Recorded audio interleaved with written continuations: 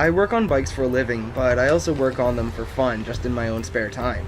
I spend a lot of time buying used bikes and refurbishing them and kind of making them look all shiny before selling them for basically just enough money to buy another used bike for another project. It's something I really just do for fun.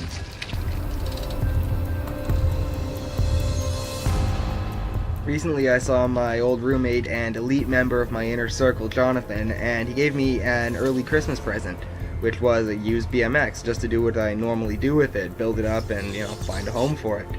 In this case, it was a Subrosa, and Subrosa makes some of the coolest looking complete bikes on the market. Like, they're absolutely amazing. This particular bike is the Subrosa Salvador from 2012, so it's a little bit older and it's one of the entry-level to mid-range complete bikes, but it's actually still in great shape. Like, there's no pitting in the chrome at all, and there's barely any rust. All the parts are looking fairly straight, there's no dents. There's some sticker residue on some of it, and there's the obvious wear and tear from a few years of maybe heavy use or light use, I can't really tell. But overall it's in good shape, and it's not going to take a ton of work to get this thing running like new again.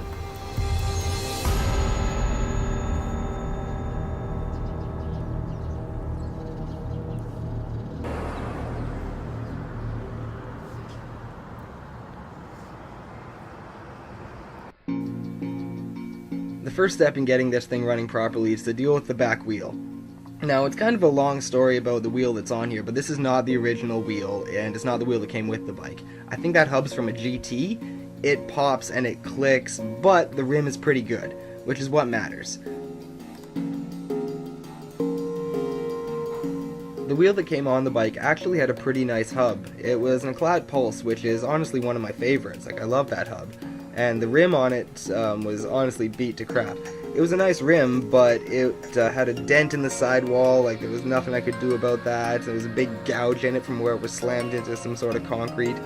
Not savable at all. These tires also have some tears and wobbles, so they're not going to get reused either.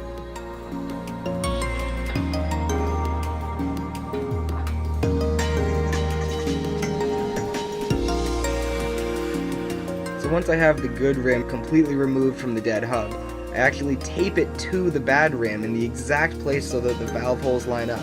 That way I don't even have to bother relacing the wheel entirely, I just move over the spokes one at a time. I still have to bother retensioning and dishing the wheel properly, which is honestly the hard part of relacing a wheel, but it saves a lot of time not having to relace every spoke individually.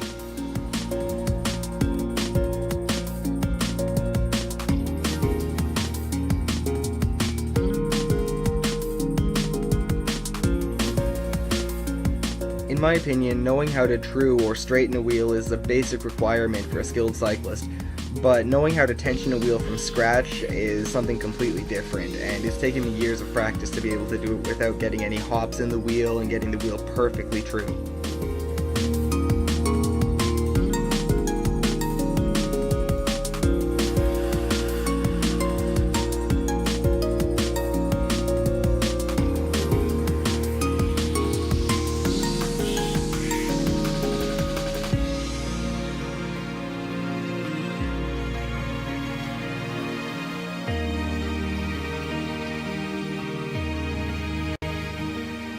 The replacement tires I'm using for this bike are nothing special. It's an old used pair of Fit tires, and they're not even high-end ones, they're just the Fit OE entry-level tires.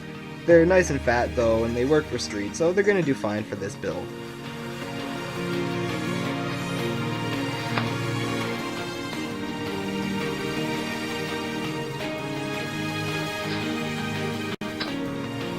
While normal headset spacers are totally fine, it's actually really cheap to get carbon headset spacers. They're only $3 or $4 each, and it's really cool just to say you have carbon stuff on your bike, so I'm putting some carbon headset spacers on this bike just for the fun of it. The stem is honestly pretty good, but it's a front load stem and doesn't fit great on such a small bike for adult riders. So I'm switching it out for a top load stem just to give the bike a bit more space, make it a little more comfortable.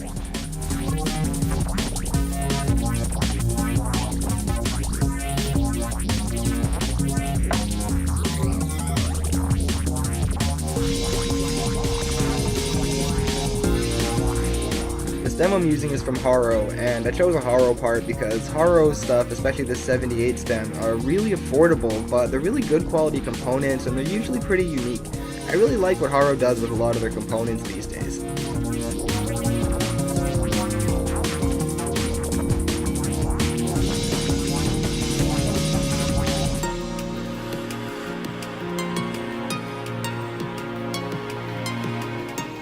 I don't usually use pegs on BMX bikes that much. Like, I can do a few basic grinds, but it's not really my forte. So in this case, I'm really just putting pegs on the bike because I'm doing kind of a street build with it, and the pegs really match nicely.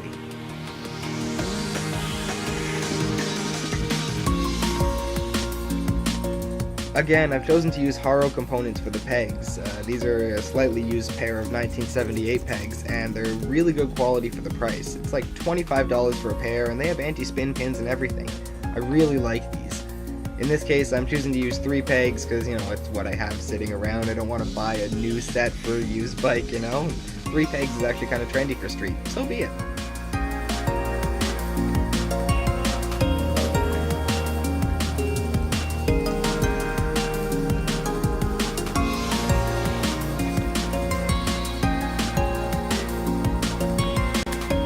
This stuff I'm using here is Finish Line Speed Degreaser. It's basically light core brake clean for bikes, and honestly you can use brake clean if you don't have this stuff, or any kind of powerful degreaser. But just be sure to check on a small kind of discrete part of your frame that you're not going to damage your paint or chrome. This stuff is bike safe, but not all products like this are.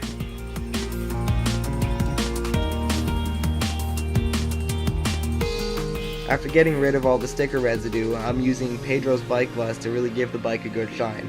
This stuff is a silicone polish, and it's basically like Mother's or Armor All just for bikes. It really does a great job and gives the bike kind of a smooth layer that doesn't let dirt stick to it, and it really protects against fingerprints on chrome, which I really like.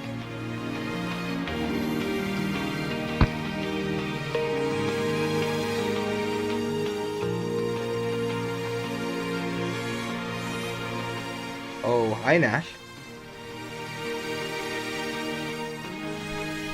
This bike weighs in at 26.58, so a little over 26.5 pounds or 12 kilograms, which is actually pretty reasonable for a slightly older complete BMX with pegs and all covered in chrome. So the bike is mechanically sound, it actually rides great, it's almost done, it looks amazing in my opinion. The pegs look good on there, the black bits match up nicely.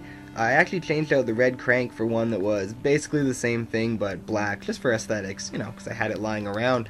But the tires look great, top load stem makes it fit better, the chrome looks amazing, I added a few stickers, the new rear hub looks absolutely amazing too, and it runs great, the drivetrain's nice and smooth. It's even got a hub guard on there that came with the other hub. You really can't go wrong with this bike. This is turning out to be an amazing piece of work.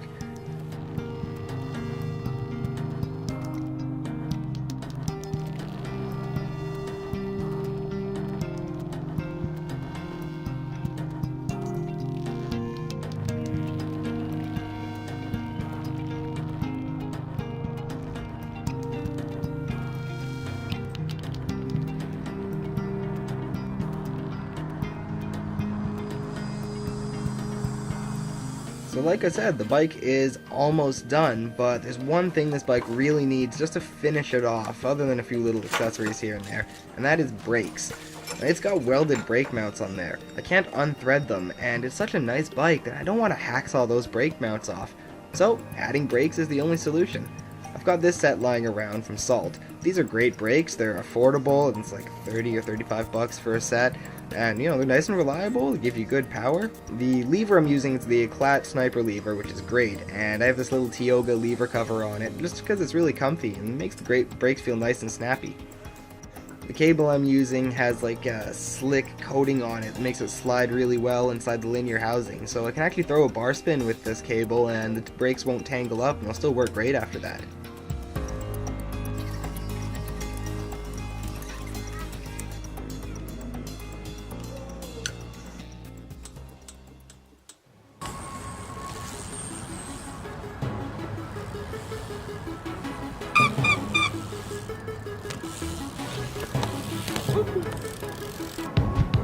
So the bike's done.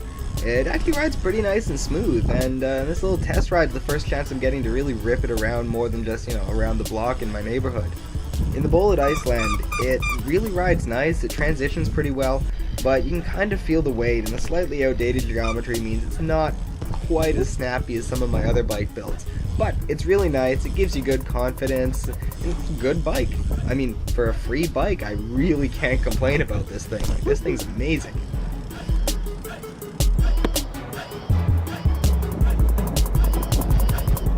I was kind of inspired by this trick by some of the weird stuff that I see on Scotty Kramer's channel. If you haven't checked it out, you really should. He's really inspirational with what he does and what he's been through. You'll see.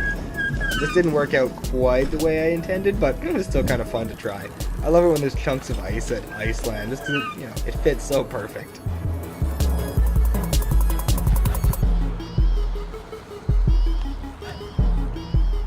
Another spot I'm noticing the outdated geometry and the little bit of extra weight on this bike is when I'm trying to run it around the park. Like, it feels like I gotta put a lot of into kind of getting it off the ground. It's not that smooth or easy. I feel like this could be remedied with maybe some tires that don't feel so numb and maybe not having a 28:9 gear ratio. Like a standard 25:9 gear ratio would probably make this bike feel completely normal. But like I said, overall, it feels really stable, and it's really, encouraging when you try and push it a little bit. It doesn't feel like it's gonna break under you. Like, it feels really strong. I kind of like that in a bike. A couple years ago, I did something really stupid and broke both of my arms. And I'll make a video about that in the future just to explain exactly what happened, because it's honestly kind of a funny and cautionary tale. But just so you know, that's why I'm about to say ow in this clip. Ow.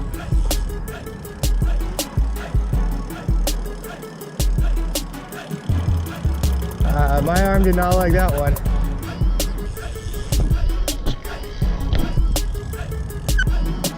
What do we get? What do we get? What do we get?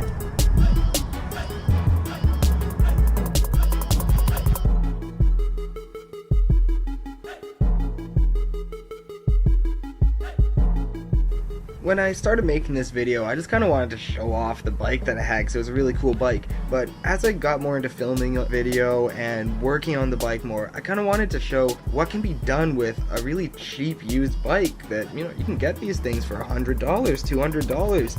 And with, a little bit of extra work, especially if you do the work yourself and don't pay somebody labor to work on the bike for you, you can have amazing value for dollar for very little money with used bikes. And I'm going to try and make some more videos in the future with mountain bikes or, hybrids or road bikes and just all kinds of cycling, just to show what's possible. And I really hope somebody likes these videos and gets some inspiration from them.